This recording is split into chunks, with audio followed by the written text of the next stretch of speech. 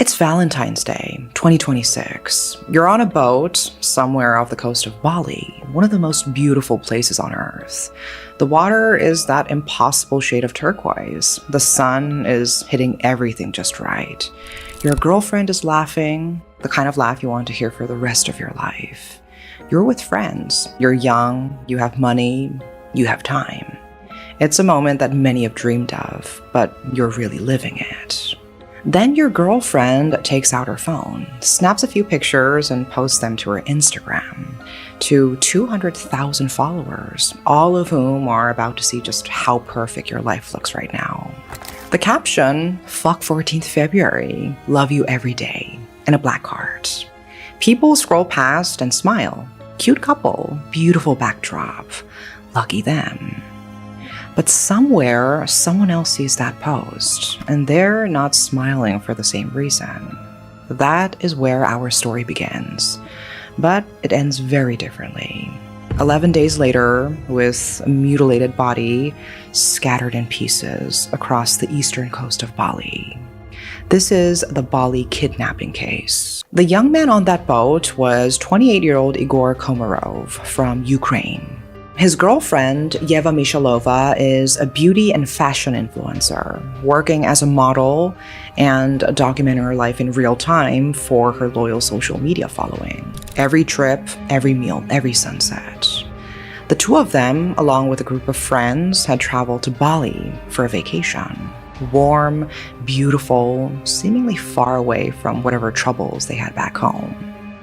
And for one afternoon, it was exactly that. But Valentine's Day would be the last day things felt normal for Igor Komarov. The very next morning, February 15th, Igor and his friends were riding scooters through Jimbaran, a beachside district popular with Russian and Ukrainian tourists. According to local outlet Kumparan, the group of four had planned to head up to a hilly area to learn how to ride. And it was a casual plan, simple, low stakes. Then, out of nowhere, a black Toyota Avanza and two motorcycles appeared and pulled in tight around them. A coordinated convoy moving with military precision. One of the friends, Alexander Yermak Petrovsky, saw what was happening in time and managed to slip through before they fully closed in. And he survived. Igor wouldn't. One moment, Igor was riding a scooter in the Bali sunshine. The next, he was gone. One of the other friends noticed Igor had simply vanished mid-ride. When Alexander reported the incident to the police, investigators immediately pulled up CCTV footage from around the area and found footage of the same black Avanza alongside two motorcycles, transporting Igor to a luxury villa in Tabanan on Bali's Midwestern coast. But when officers arrived at the villa, it was completely empty. No people, just a phone, a bag believed to belong to Igor, and traces of blood. Before we go further, we should ask the question, who was Igor Komarov? And why would anyone go to this much trouble to take him? Igor was the son of Sergei Komarov, a powerful and very well-connected figure from Dnipro, Ukraine. A man whose name appeared regularly in local media due to his business influence and ties to political figures at the highest levels. Many reports also linked him to the criminal underworld. The media called him a mafia boss and a crime lord, though, for the record, he has never been convicted of any crime. Igor's friend, Alexander Yermak Petrovsky, the one who escaped, is said to be the son of another notorious figure, Alexander Narek Petrovsky, who has a similar reputation as Sergei Komarov. And with that context, suddenly, a romantic Valentine's Day Instagram post starts to look like it could be something else entirely. A breadcrumb trail. A gift to people who had already decided what they wanted to do with Igor Komarov. People who had been waiting for the right moment to find him somewhere far from home, somewhere isolated, somewhere he couldn't call in any favors. Yeva's post handed them exactly that, not just confirmation of the fact that he was in Bali, but his precise location within Bali. His itinerary, and the reassurance that he was relaxed and unsuspecting. And Yeva had even included a geolocation tag. Security experts have warned for years about the dangers of real-time posting. Igor's girlfriend, it seems, either didn't know or didn't take it seriously. Now, all of that could be chalked up to a tragic coincidence, but then the video arrived. In the days following Igor's disappearance, a disturbing clip began circulating through the Telegram channel MASH. Igor was barely recognizable. His face was swollen and covered with bruises. He had dried blood on his skin. His left arm ended not in a hand, but in a bandaged, bloody stump. The message was directed at his family, specifically his father. Igor stared into the camera and spoke for 3 full minutes with the careful, hollow tone of someone choosing every word under extreme duress. He said he was also force-fed drugs. In that monologue, Igor described the torture he had endured. His ribcage had been punched repeatedly. His legs were broken. Some of his limbs had been chopped off. He said the people holding him were connected to a Ukrainian criminal organization and had accused his father of having defrauded them, that Sergei Komarov had stolen $10 million from them, and that this was their way of collecting. The specifics of this supposed fraud are unknown. However, there have been unconfirmed allegations that the Komarov and Petrovsky families may have ties to fraudulent call centers. But here's where the story takes a different turn. A second video also circulated online. In that video, Igor himself appeared to confess that he personally ran a network of fraudulent call centers targeting Russian citizens, posing as bank security officers to steal their money.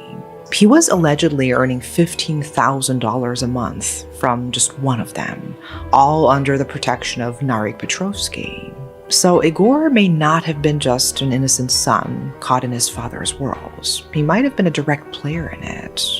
Though, of course, this confession was made under extreme duress, so we can't take it at full face value. Returning to the comments on his physical condition, Igor said something almost unbearable. An infection will start soon. I'm just dying. He told his parents not to mess with the organization holding him. Don't communicate with any other people, he said. No intermediaries, no law enforcement. He begged them to just settle the matter quietly, pay the money, and bring him home. He said he would give them everything. He just wanted to go home. Whether that call was ever answered, we don't know. What we do know is that whatever was said and done, it wasn't enough. On February 26, residents near Katewel Beach in the Gyeongyor Regency noticed something along the shoreline that didn't belong there.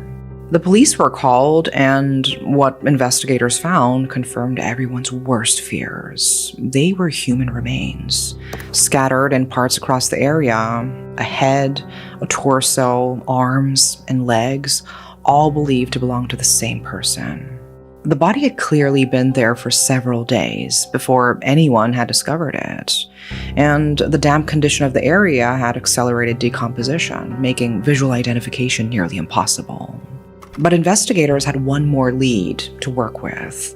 Tattoos visible on the body parts led police to strongly suspect the remains were Igor's. 6 bone samples were extracted: a molar, a collarbone, a thigh bone, a rib, a finger, and a shin bone, and sent to the National Forensic Laboratory. All showed XY chromosomes, confirming the victim was male.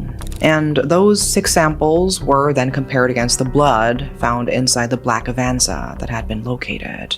The blood found at the villa in Tabanan, and a DNA profile from Igor's mother, which was received on February 26, the same day the remains were found. And based on the kinship index calculation, the probability that the remains belonged to Igor Komarov was 99.99%. He had been abducted off a scooter in broad daylight, transported to a villa, held captive, tortured, and killed. He was just 28 years old. Now, who did this? Before the remains found on the beach were even confirmed to be Igor's, police had already found a significant lead. On February 23, a man, identified only as C, was arrested at a hotel in West Nusa Tenggara.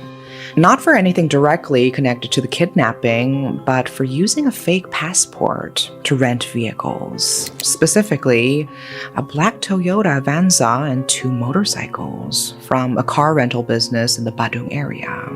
C told investigators he had been paid 6 million rupiah, roughly $350, to rent those vehicles on behalf of other people using his name. He claimed he had no idea what the vehicles would be used for. When the police checked the records, they immediately recognized both the car and the registration number. It was the exact same vehicle seen in the CCTV footage from the day of the kidnapping. The GPS installed in the car showed this car had been present at precisely the location and time of Igor's abduction. From there, Bali police widened their search and identified 6 additional foreign suspects: RM, BK, AS, VN, SM, and DH, all believed to be linked to the case. All 6 were placed on a wanted list. Bali police rushed to track them down, requesting Interpol red notices to support a cross-border pursuit. There was high possibility that 4 of the suspects had already fled to other parts of Indonesia, with the remaining 2 still believed to be hiding somewhere in Bali. Making the pursuit even more complicated, authorities revealed that these suspects allegedly entered Indonesia using multiple passports, some holding 2 or even 3 different identities, making it extremely difficult for investigators to verify even their primary citizenships. And an 8th suspect also emerged. According to a source close to the investigation who spoke anonymously to a news outlet, an Indonesian national had been arrested, not for participating directly in the kidnapping, but for issuing C's fraudulent passport. Details on this individual remain scarce. The investigation into Igor Komarov's case is still ongoing, and many questions remain unanswered. What drove this? There are theories. A Russian cybersecurity expert, Igor Bedrov, gave an interview to a Russian media outlet, in which he suggested that the killing may have been connected to an attempt to redistribute control of the fraudulent call center operations targeting Russian citizens, allegedly tied to the Komarov and Petrovsky families. Online, debate also turned to Yeva Mishalova. As an influencer, someone who had built an entire career on public visibility, many argued she should have known better than to post real-time location content and include a geotag when she was dating someone with alleged links to the criminal underworld. Some went further and suggested that the police should investigate her directly, claiming the Valentine's Day post was too convenient a coincidence to ignore. But to be absolutely clear, none of that has been confirmed. There is no official statement connecting Yeva to any wrongdoing. What we do know is how Yeva responded publicly. After Igor went missing, she posted an Instagram story of the 2 of them together from their Bali trip, writing, "I know for sure you will see it." Shortly after, she shared another clip of herself breaking down on camera, with the words, "I will be back when I have strength." Whatever the public may think of her role in the story, her grief, at least publicly, was visible. But the broader question her situation raises is one worth sitting with, because the risk of real-time posting isn't unique to people in Igor's world. It's a warning that security experts have been issuing for years. And in this case, one sunny, happy, completely innocent-looking Instagram post may have been the first link in a chain that ended with the torture and murder of a young man. This recent case has cast a shadow over Bali, but it definitely isn't the first time the paradise of the island has been the scene of something much darker. After COVID-19, Indonesia's government opened its doors wide to international tourism to support the local economy. But instead of simply stabilizing the economy, the island began to be slowly occupied by international buyers snapping up property, and the number of crimes involving foreign nationals rose by 45% in 2025 alone. One of the most shocking cases was the murder of 32-year-old Vivan Radmanovic, an Australian national. In 2025, the Bali District Court convicted 3 of his fellow Australians, Mevlut Chashkun, Paea E. Middlemore Tupou, and Darcy Jensen, in connection with his death. Radmanovic wasn't supposed to die that night. He was in Bali to celebrate hhis wife Jasmine Gordea's birthday. Just the 4 of them, Jasmine, her sister's partner Sanar Ghanim, and Vivan. They were staying at a villa with a perfect view, celebrating together, singing, laughing, and dancing. But the joy wasn't to last. In the middle of the night on June 14th, 2 masked gunmen barged into the villa and opened fire. The shots weren't random. The gunmen had a specific target in mind. Vivan was hit and killed. Sanar was shot and beaten, but survived. Jasmine hid under the bed covers. Her sister immediately ran outside, screaming for help. When Chashkun and Tupou were arrested first and questioned, they initially claimed Vivan's death was purely coincidental, not intentional, they said, just part of the chaos of the night. But if his death was an accident, then who was the real target? During the trial, both men confessed to the shooting and revealed they had been sent and paid by an Australian man whose identity they refused to give up. The goal was to threaten Sanar, who owed that man a significant sum of money. Tupou told the court he had entered the wrong room, mistook Vivan for Sanar, and then Vivan came at him with something in his hand. He said he had no choice but to shoot. 3 gunshot wounds, fatal.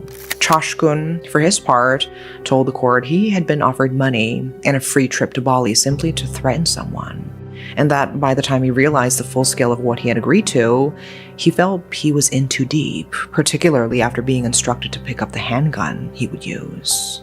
The 3rd man, Jensen, was found to have provided the logistics for the entire operation, organizing the vehicle used to reach and leave the villa, and arranging accommodation for the 2 shooters. Both Chashkun and Tupou offered apologies to Jasmine and her family in court. She was unmoved by their words. She wanted the maximum possible sentence, and under Indonesian law, premeditated murder can carry the death penalty. The prosecution pushed for 18-year sentences for the 2 shooters.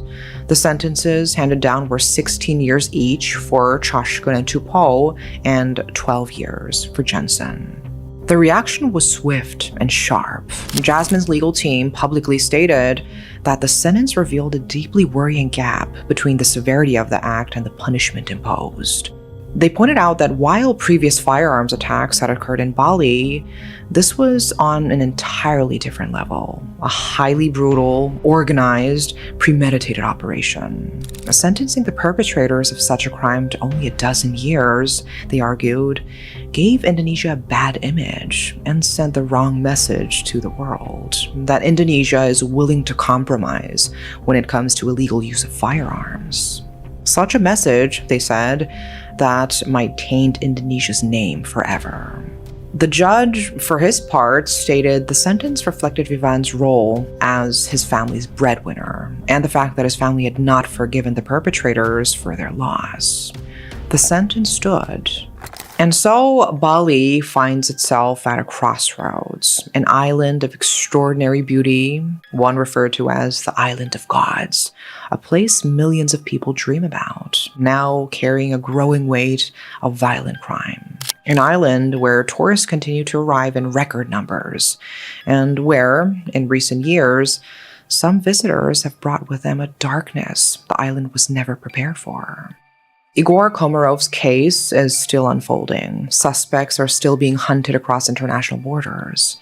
The full picture, whatever it looks like, hasn't been revealed yet, and all we can do is wait. But this much is already clear. A 28-year-old man flew to Bali for a holiday.